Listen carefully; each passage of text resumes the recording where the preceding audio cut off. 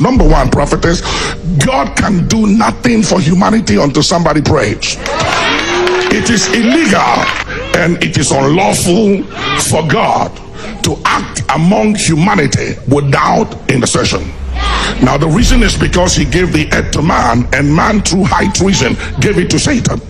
So Satan, 2 Corinthians 4:4, is the God of this world. That explains all the mess going on. That's why you have atheists, people who don't believe in God. And the reason why they don't believe in God, they are sick and tired of hearing just God is a good God, God is a good God, and hearing all this good preaching and see people dying of cancer, seeing young women, young men dying, leaving their kids without being cared for, and then they keep on hearing the same preacher saying God is good and God is a good God.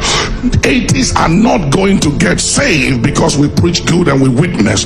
You don't witness to atheists. They must see power. When they see power, that settles the controversy. This is the day of Elijah and the day of Mount Carmel. It's let the God that answer by fire be God, or let's forget this then. Because if we can't demonstrate, you see, a good lawyer, prophetess, that not win his case in court because he's good with the law and because he's articulate. But a good lawyer wins his case by backing his argument with evidence. Now the gospel must have evidence, and the evidence of the gospel is signs, wonders, and miracles. The Bible said, and Jesus taught, and Jesus preached, and Jesus healed the sick, and Jesus cast out devils. If we preach and teach and we don't heal and we don't cast out devil, that is not a full gospel. We are joking. If we are going to have true conversion and people coming to God, we need the power of God to come back to the church. And the gospel is not principle, prophetess. The gospel is not doctrines. Doctrines and principles is for the church, but the gospel is for the world. And the gospel is not good preaching. The gospel is power.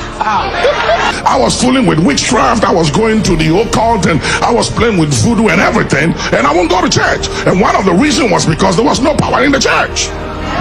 And so that bothered me, and I said, I don't want to have anything to do with this, because the malams, the juju, the occult, they can produce. I mean, they can deliver.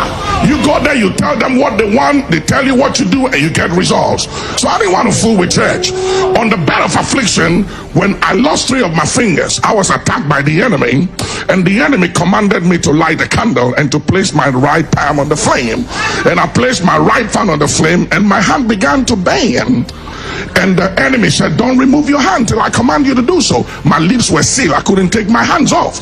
And the demons were in my room. I couldn't see them, but they were speaking to me. And I heard them, and I could feel this evil presence weighing me down, and I couldn't scream. I was in pain and in agony. I couldn't take my hands up.